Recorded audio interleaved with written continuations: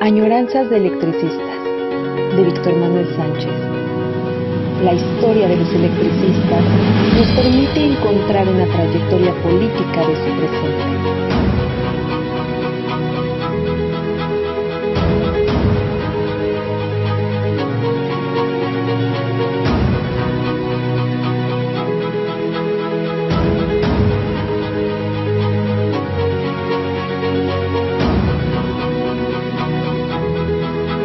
Comenzamos. Pues en otro día de añoranzas de electricistas, en otro lunes, estamos aquí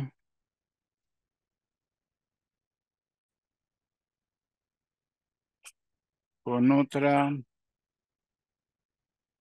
añoranza de electricistas.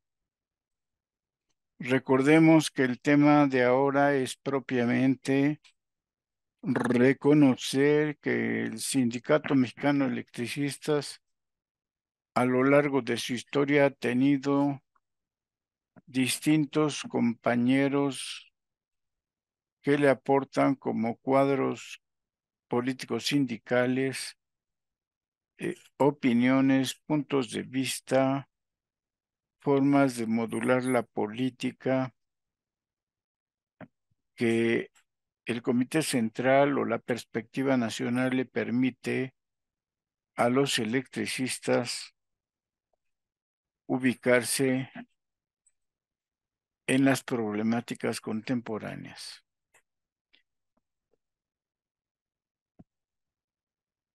Un grupo contemporáneo que ahora muchos pueden reconocer es el grupo 27 de septiembre, de donde ustedes pueden reconocer a varios compañeros, a más de 5 que son parte de esta política interesante que se va formando, no solo en el Comité Central, insisto, sino que hay aportes de cuadros sindicales que surgen alrededor de la propia política del sindicato.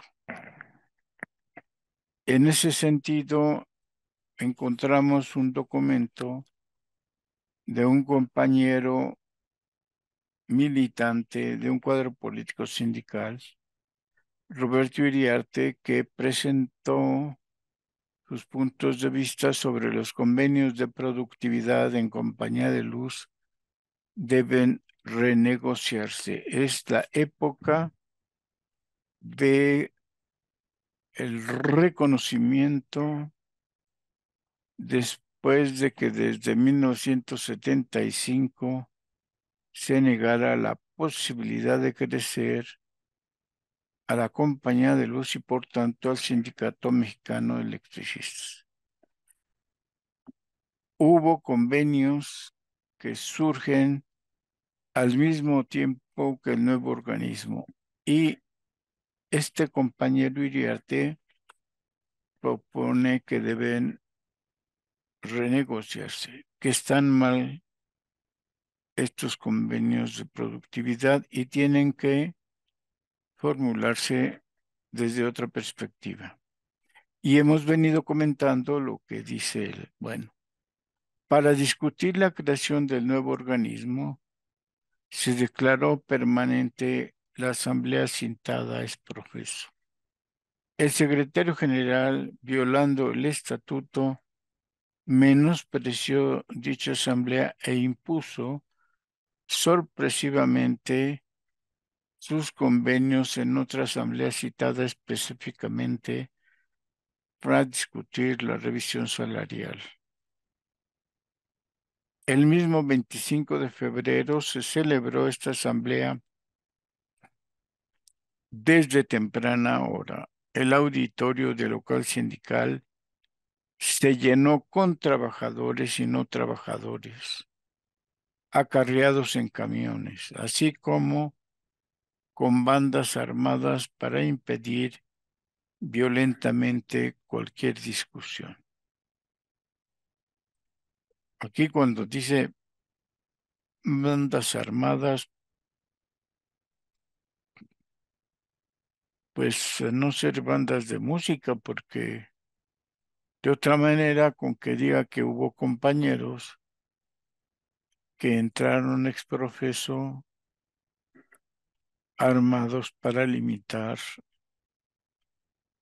la discusión democrática. Pero en fin, no es claro en su redacción. Y así fue, dice. En medio de violencia, gritos y confusión, fueron aprobados antidemocráticamente los convenios que se firmaron ese mismo día a las 22 horas. Los documentos ya estaban elaborados, los funcionarios ya esperaban al secretario general. La asamblea fue un mero trámite. Falta que nos dé más elementos para reconocer eso, cómo fue, cuántos compañeros como él intentaron tomar la palabra, pero bueno, no lo dice. Seguro, supongo yo, que él lo intentó. Continúa el escrito de Iriarte. La creación del nuevo organismo y la condonación de la deuda quedan, pues, supeditados a cumplir metas de productividad inalcanzables en términos razonables. Veamos, en marzo se presenta del presente año, perdón, en marzo del presente año se atendían 4.474.899 usuarios. La plantilla constaba de 35.632 trabajadores, lo cual nos da una relación de 125.6 usuarios por trabajador. En trabajadores de distribución son 20.378 para una relación de 219 usuarios por trabajador de distribución. Volvemos e insistimos. Aquí, en el planteamiento general, se da por sentado que los trabajadores producen usuarios. No. Los trabajadores realizan servicios a los usuarios. Entonces, no produce usuarios.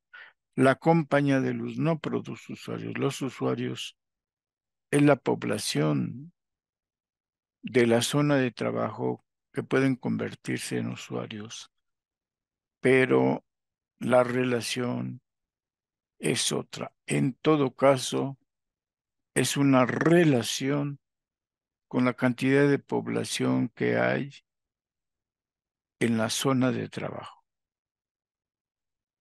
Y a ese respecto incluso están los usuarios que ya de por sí sabemos cómo algunos se roban la luz o tienen la luz sin haber realizado un contrato con la respectiva compañía. Entonces, hay una gran cantidad de población, de vendedores ambulantes, de trabajadores en la calle, que logran obtener el servicio de luz a través de diversas formas y que podrían convertirse en usuarios al momento de firmar un contrato con la compañía de luz, mientras pasan a ser parte de la pérdida de energía eléctrica, de los pasivos laborales o bien de lo que puede significar los usuarios que se roban la luz y se convierten en ciertamente, yo opino que la discusión debe darse y convertirlos en una política social del Estado, del gobierno, donde se les va a permitir o se va a considerar que estos se roben la luz y que las pérdidas no técnicas consideren a estos como política social y que en esta política social se va a ir disminuyendo el robo de energía eléctrica, de tal forma que se reconozca como una problemática social que tiene el Estado mexicano o la sociedad y no la compañía de luz. Las pérdidas no técnicas tienen que estar consideradas de esta manera con una gran cantidad de trabajadores informales que tienen y se apropian de la energía eléctrica. Es una discusión que debe de darse y debe considerarse de esta forma. Y no, como dice el documento, que al parecer los trabajadores electricistas están comprometidos a crear usuarios, a producir usuarios. Bien, dice, la creación del nuevo organismo y la condonación de la deuda quedan pues supeditados a cumplir metas de productividad inalcanzables en términos razonables. Veamos, en marzo del presente año se atendían 4.474.899 usuarios y la plantilla constaba de 35.632 trabajadores, lo cual nos da una relación de 125 usuarios por trabajador. En distribución son 20.378 para una relación de 219 usuarios por trabajador de distribución. Volvemos al punto. La capital de la República, la zona de materia de trabajo de compañía de luz, es la más grande del mundo. Del mundo. Hay una gran cantidad de población que tiene que ser atendida no solo para darle el servicio de energía eléctrica, sino para darle habitación, agua, una política social integral. Y por lo mismo debe considerarse en esta perspectiva. Dice, por ejemplo, siguiendo el crecimiento normal de usuarios en 11 años, de 1981 a 1992, tenemos que en ese lapso se incorporaron 6.442.924 nuevos usuarios para un crecimiento global de 593.1 anual de 4.36%. En el mismo periodo, el crecimiento de la relación usuarios-trabajador fue de 35.33 con un índice anual de 2.8 al pasar de 91.8 usuarios por trabajador a 124 en 1992. Se calcula que para septiembre de 1996 el crecimiento será de 474.733 usuarios nuevos consumidores. Serán las propias proyecciones de la empresa, o sea, un crecimiento esperado de 10.6% con cero crecimiento de la plantilla. Volvemos al tema. Siendo la zona de trabajo de compañía de luz la más grande, no solo del país o no solo de esta zona, sino del mundo, el planteamiento se rehace de otra manera. Por ejemplo, yo conozco más o menos Ixtapalapa y sabemos que la solución de usuarios se traduce en crear al menos 2 nuevas sucursales. Parece que ya se creó una, sin que lo sepamos abiertamente, en la central de abastos. Perfecto.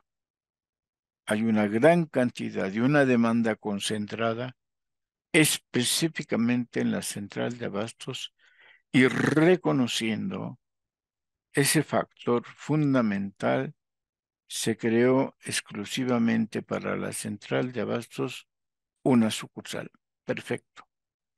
En ese mismo sentido y atendiendo a la demanda y al crecimiento que tiene específicamente la población de Ixtapalapa, podemos reconocer que un crecimiento inusual se está dando en Chalco y Chimalhuacán. Se requiere, por tanto, una nueva sucursal donde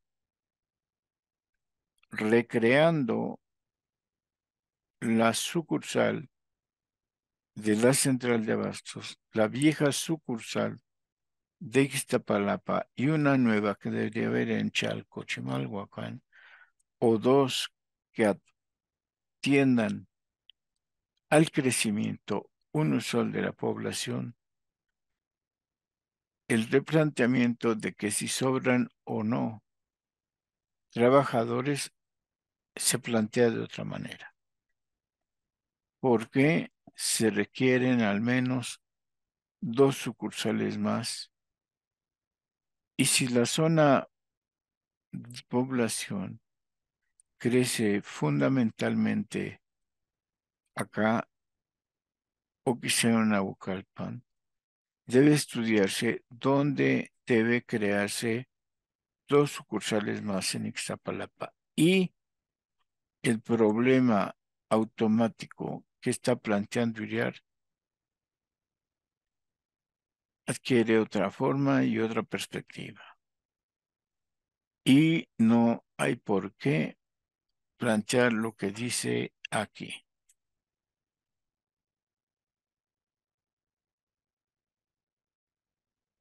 Que hay una presión específica sobre la cantidad de trabajadores. Se replantea la forma y demanda de los usuarios, se replantea específicamente la cantidad de trabajadores que están para atender estas zonas.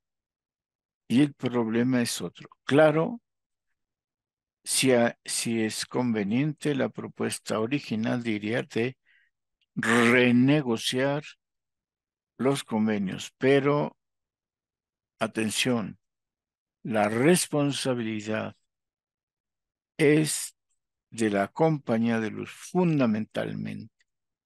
Y en esta perspectiva debemos de replantear las cosas, no para presionar la cantidad o la calidad de los trabajadores y exigir a ellos resolver el caso. Se resuelve de manera bipartita, en una perspectiva con la empresa y con los trabajadores.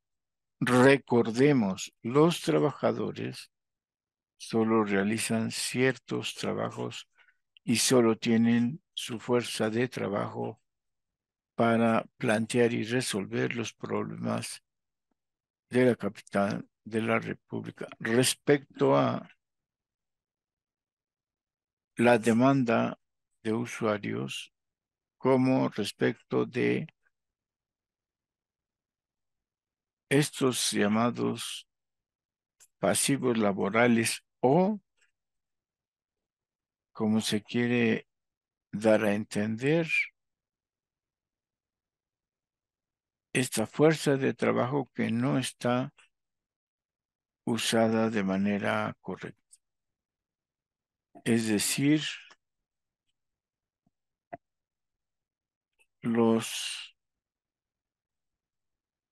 la fuerza de trabajo no está correspondiendo a la naturaleza de la demanda. Son los pasivos que están replanteados de otra manera. Y debe de reconocerse que estos pasivos y esta fuerza de trabajo tiene que responder en otra perspectiva. Dice Iriarte, pues bien, para cumplir las metas del convenio de productividad, sin despedir trabajador alguno, se requieren incorporar para septiembre de 1995 a 2.498, perdón, a 2.498.283 nuevos usuarios, un crecimiento de 55.83 en 2 años y medio, para un incremento anual del 19.56%. Si nos atenemos a incorporar usuarios sin reducir la plantilla, se observa que prácticamente es imposible cumplir las metas firmadas por este convenio.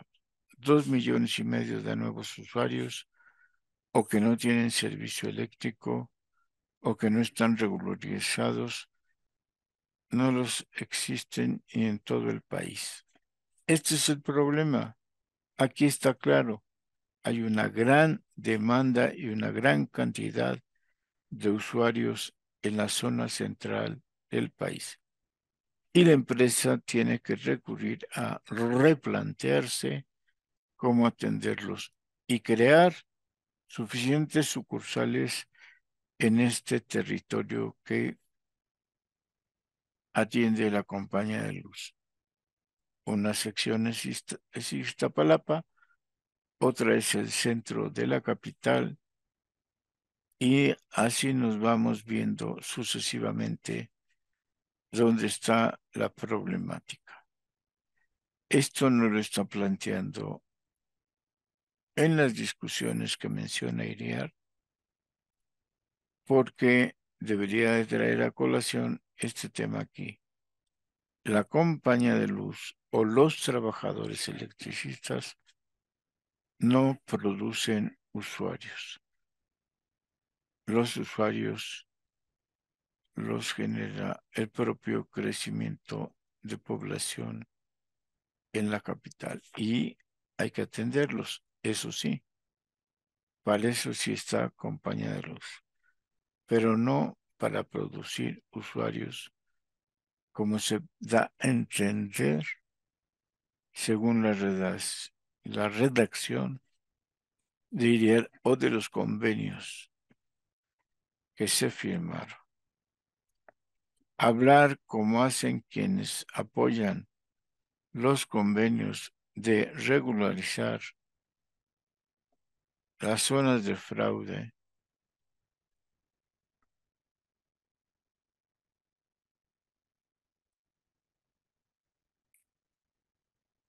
dar servicio a los cerca de 147,000 vendedores ambulantes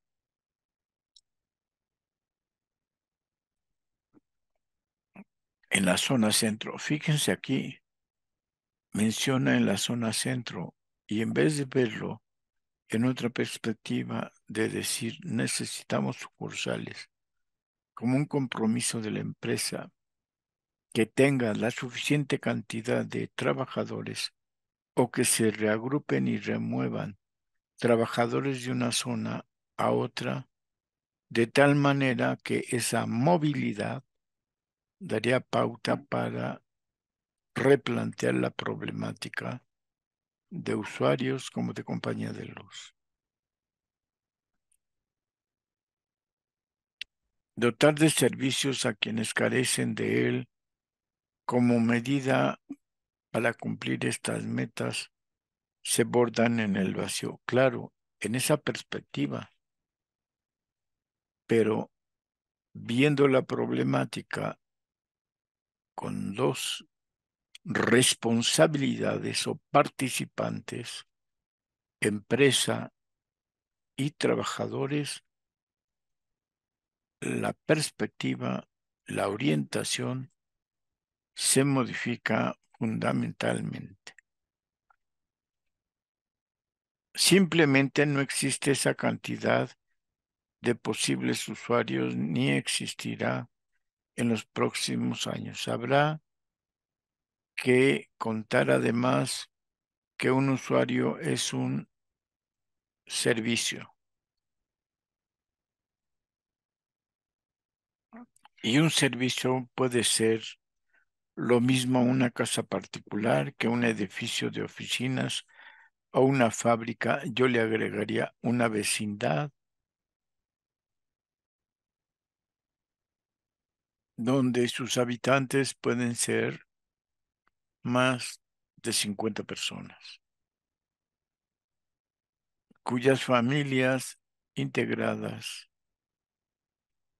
como familias marginales tienen otra perspectiva del servicio.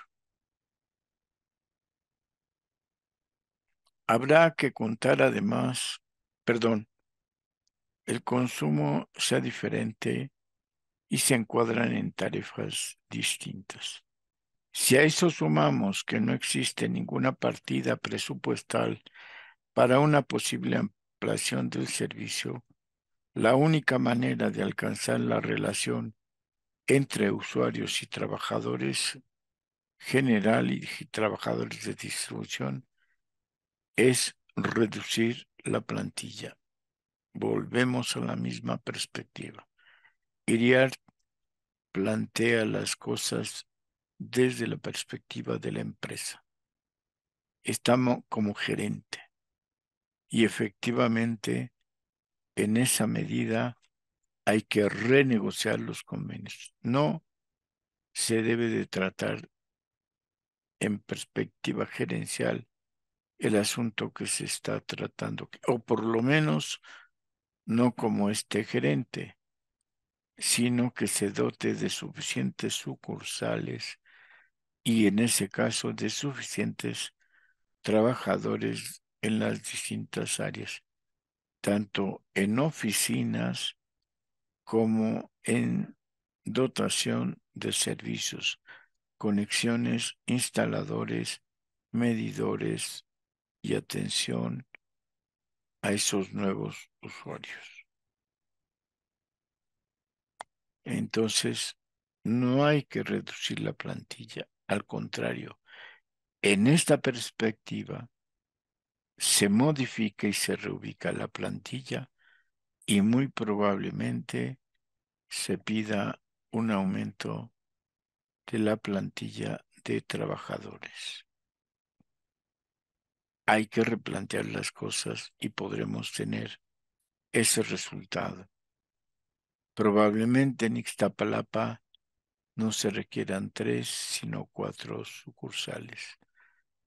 Y cambia fundamentalmente la perspectiva como se está planteando la problemática con los usuarios. Ahora bien, se calcula que con un crecimiento normal de la incorporación de usuarios, para septiembre de este año estarían sobrando 2.327 trabajadores. Sigue la perspectiva, Iriar, de que sobran trabajadores. Es increíble que un cuadro político sindical no se esté replanteando o planteando las cosas de esta manera. Sobran trabajadores. De otra manera, no se puede alcanzar la proporción de trabajadores usuarios en compañía de luz. No sobran. Hay que replantear el asunto de las sucursales,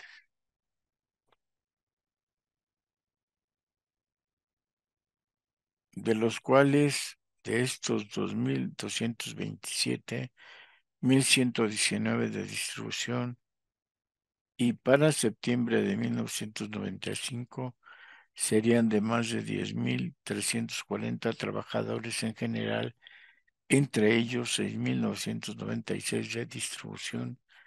Estos últimos incluyen a quienes laboran en las gerencias de distribución comercial, parte de producción, administrativa y personal. Es decir, la distribución de personal que en una sucursal, dado el caso como la central de abastos, se requiere personal. Hay una intensidad fundamental del trabajo en la central de abastos de manera diferencial que si es con la población marginal de Chalco y Chimalhuacán. Y esto es lo que se tiene que plantear. Dice Iriarte. Ahora bien, de aplicarse el convenio tal como se previó en su firma, no significa necesariamente que todos estos trabajadores saldrían a la calle. Jorge Sánchez, el secretario general que perdió las elecciones, y la compañía han previsto tal situación congelando puestos vacantes producidos por separaciones, movimientos de personal, fallecimientos o jubilaciones. En todos los departamentos existen puestos sin cubrir. Otra área que aquí se está reconociendo y que tiene que resolverse. Nada más en la gerencia de construcción existen 1.200 plazas sin cubrir. Considerando las jubilaciones de unos años, se calcula 4.000 puestos vacantes. Unos meses antes de la firma de los convenios, Jorge Sánchez y la empresa pactaron la desaparición de puestos de obra determinada en trabajos realizados en Chalco, Chimalhuacán, Planta Jorge Luque y Subestación San Bernabé, sin que se crearan nuevos puestos de planta. El secretario general, en complicidad con la empresa, guardan las vacantes que deberían cumplirse automáticamente y inmediatamente para reducir el impacto de las separaciones que trae consigo el convenio de productividad. No hablamos entonces simplemente de separaciones, sino también en gran medida de desaparición de puestos, es decir, de un reajuste de personal disfrazado de manera de reducir la plantilla sin muchos aspavientos. Ven, entre crear más sucursales y cubrir todos estos puestos vacantes, la reagrupación, desaparecen los despidos y la compañía puede cumplir con suficiente armonía y tiempo la demanda de tantos usuarios. Un último aspecto. Volvemos a lo que hemos estado diciendo. Existen estos compañeros que van estudiando el asunto, que van viendo las perspectivas no ha descubierto la necesidad de sucursales, pero ya descubrió que hay suficientes puestos sin cubrir, vacantes que existen, que pueden dar una solución, por lo menos temporal, se podría agregar desde esa perspectiva. Un último aspecto, dice Iriart. En las conclusiones de la Comisión Mixta Paritaria de Productividad, en septiembre de 1991, se acordó establecer 19 indicadores globales de productividad agrupados en aspectos operativos, administrativos y económicos. Se tomó el caso de acuerdo CFE-SUTER para fines de productividad y cancelación de la deuda, donde se utilizaron 13 indicadores de productividad. No se utiliza exactamente los mismos, ya que algunos pueden considerarse por no ser equiparables. Caso de la generación y transmisión de energía eléctrica, que en compañía de luz no ha crecido o se ha visto limitada en el caso de la transmisión. La intención era adecuar y mejorar esos indicadores para evaluar globalmente la productividad de la nueva empresa, así como establecer indicadores parciales para medir localmente la productividad. Los indicadores aprobados en el aspecto operativo serían usuarios atendidos por trabajador promedio, energía vendida al año, medida en kilowatts-hora por trabajador, energía generada por la empresa por trabajador y además energía propia más la comprada, ACP, por trabajador. Tiempo de interrupción por usuario cuando se interrumpe el servicio, el tiempo en restablecerlo por usuario. Quejas por cada 1000 usuarios, tiempo promedio de restablecimiento del servicio por queja. Y, entre paréntesis, interrupción del servicio. El tiempo promedio en que se conecta a un nuevo servicio. Pérdidas de energía en la red de compañía de luz y fuerza. Los indicadores administrativos serían eficacia, relación entre metas logradas y metas programadas, porcentaje de desviación presupuestal, relación porcentual entre el presupuesto ejercido y el autorizado, relación entre los egresos de capacitación con el presupuesto total ejercido, rotación del personal directivo y operativo, o sea, el número de cambios en relación al número de puestos. Estos serían unos indicadores administrativos. Indicadores económicos.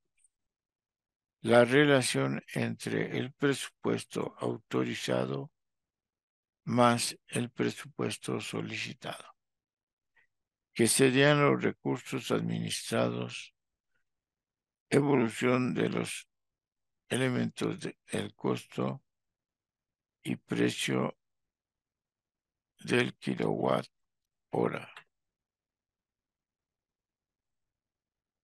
Problemas que arrastra la comisión al no corresponder el precio que paga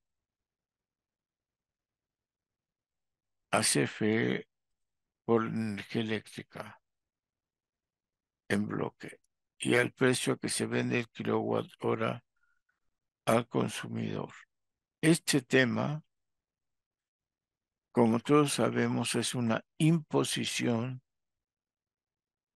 de la Secretaría de Hacienda o de la CFE. Este asunto no se resuelve de esta manera, sino con una política general desde la Secretaría de Energía.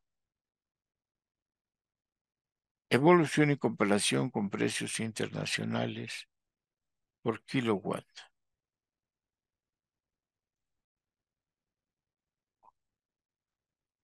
En este caso, habría que tener una discusión de este indicador porque es imposible comparar a nivel internacional y fijar un costo promedio por empresa. Es un argumento que usa el capital financiero para poder imponer estos indicadores y denostar la capacidad de los trabajadores en todas las empresas de forma mundial. Hay que argumentar al respecto. Y aquí no se indica ninguna discusión. Evolución y comparación con precios internacionales y evolución de nivel salarial. Bueno, hemos visto que a nivel salarial el gobierno mexicano da 2% anual y lo único que podemos comparar es que en México o en los países marginales va hacia la baja el salario.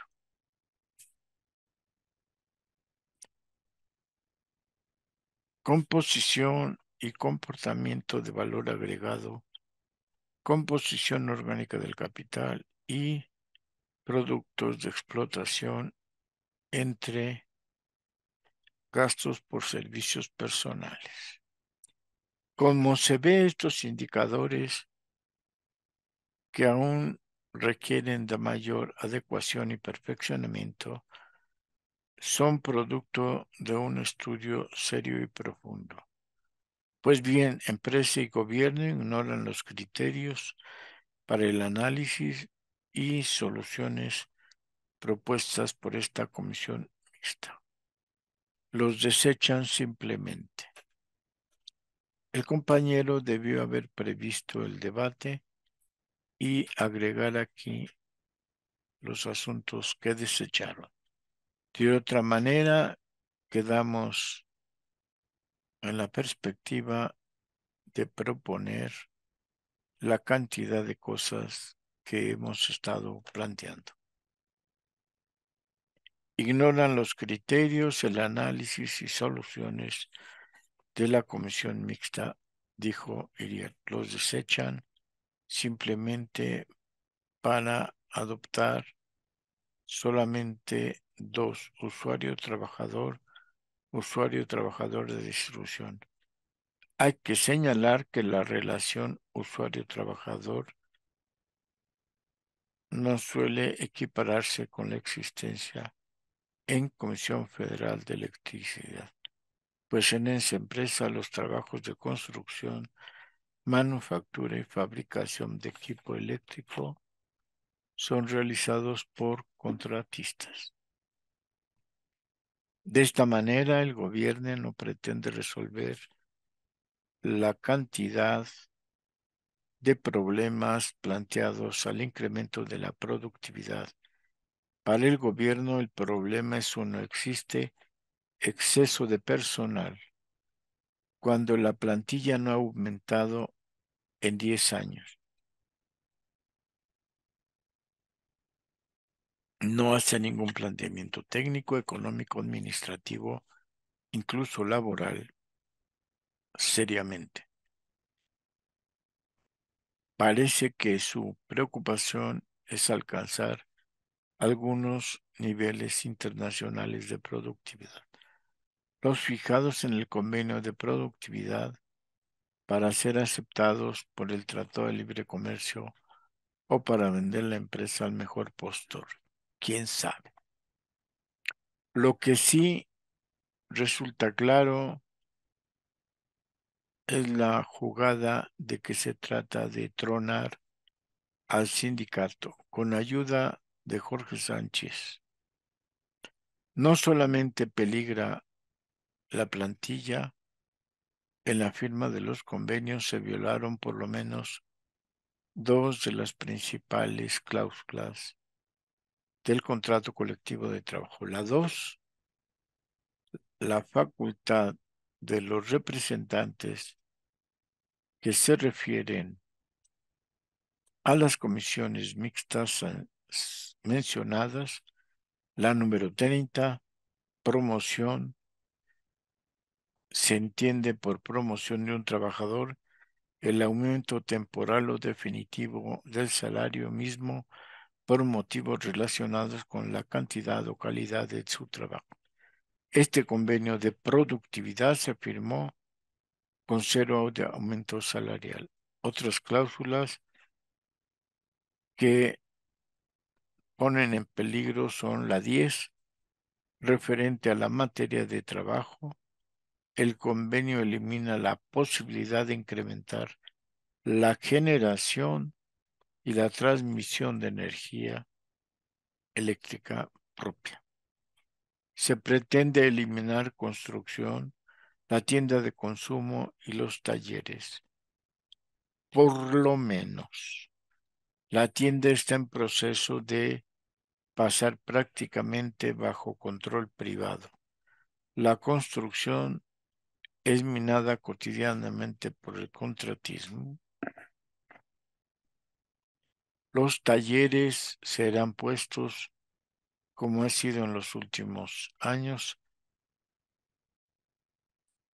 a concurso en su propia empresa y saboteados por ella desaparecerlos.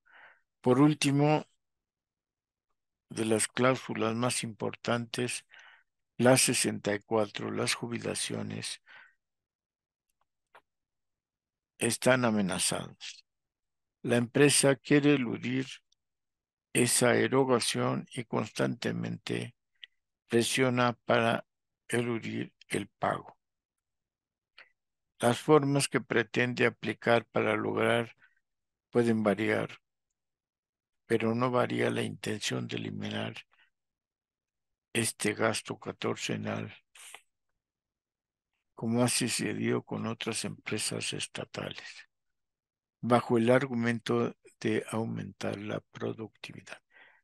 En estos puntos, el compañero Iriar debe profundizar más la labor, de tal manera que, por ejemplo, la defensa de la cláusula 10, que es materia de trabajo o que en este caso podríamos convertir en la cantidad de población que existe en la zona de trabajo de compañía de luz, en la zona metropolitana, que significa el Distrito Federal más las áreas conurbadas del Estado de México. La metrópoli ha crecido de manera sus.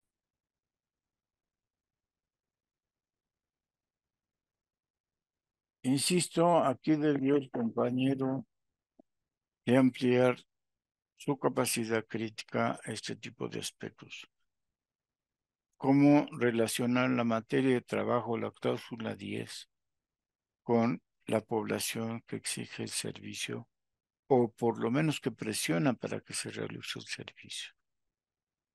Aquí termina el compañero Villar diciendo, son razones más que suficientes porque esos convenios tienen que renegociarse. ¿Para qué? Para salvar y recuperar el sindicato, su vida democrática, su historia de lucha y también de negociación. Una legalidad violada por el gobierno y para elaborar realmente un verdadero convenio de productividad que mejore las condiciones salariales y de trabajo y optimice el servicio al usuario. No requiere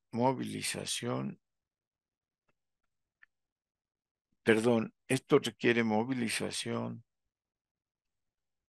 discusión, análisis, propuestas y nuevamente movilización. Retomar los trabajos realizados por las comisiones mixtas y llevarlos a la base. Retomar también las experiencias del propio sindicato, en particular de 1966. En esa época se firmó un convenio de reestructuración industrial. Fue impuesto, no fue como el sindicato quería, se negoció, pero primero se discutió casi 2 años con más de 20 asambleas. Se nombró una comisión mixta de organización industrial y comisiones auxiliares por cada departamento.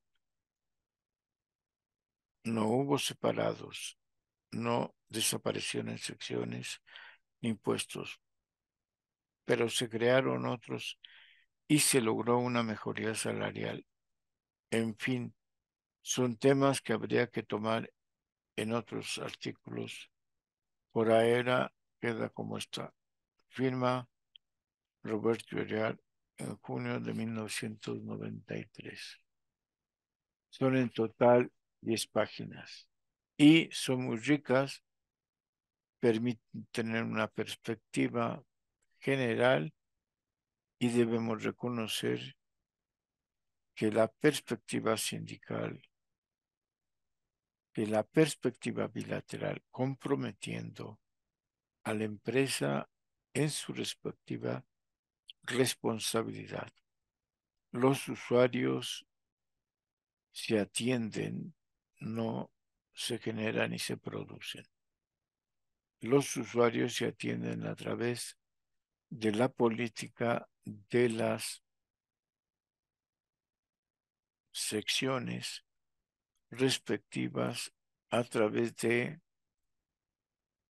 las suficientes agencias, secciones que atienden a la población. Se requieren más respuestas de este tipo, de manera que haya suficiente capacidad de la empresa. No es separando obreros ni personal, ni incumpliendo los convenios internos que ya se tienen, sino promoviendo sucursales a partir de responder integralmente a la población. Insisto, y esto hay que remarcarlo en la negociación. La capital de la República Mexicana es la zona más poblada del mundo.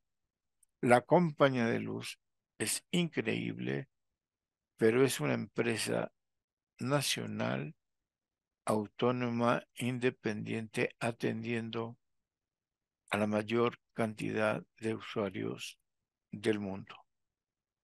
Eso hay que recalcarlo. En fin, se nos acabó el tiempo para otra añoranza de electricistas.